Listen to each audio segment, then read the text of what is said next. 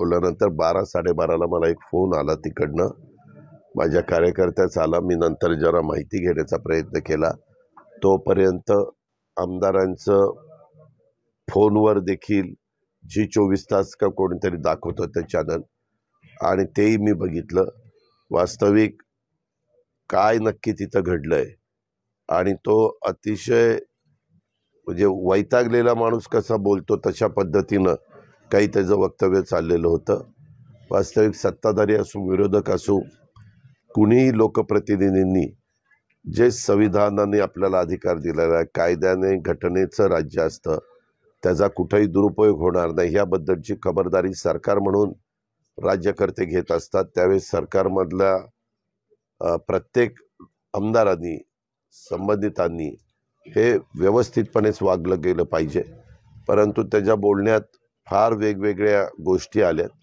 त्या रात्रीस उशिरा मला त्या समजल्यात आणि सकाळी तुमच्या समोर आलं.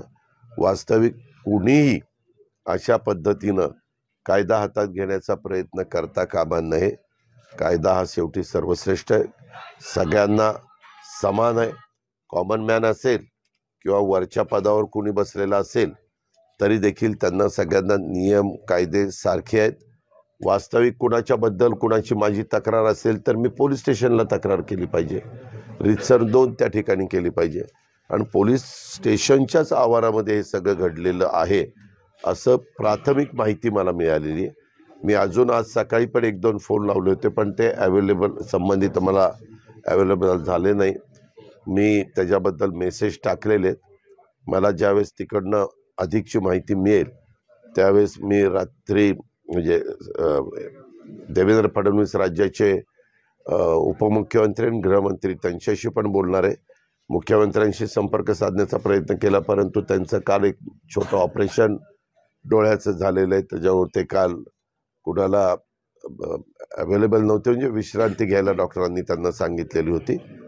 पण आज देवेंद्रजींशी आणि बाकीच्यांशी बोलून नक्की काय झालंय, एवढ्या टोकाचे मजल का त्यांनी मारली, इतका TV चॅनलला पण त्यांनी फोनवर काही संभाषण जे केलं ते पण कायद्याला धरून अजिबात नव्हतं, हे माझं स्पष्ट मत आहे.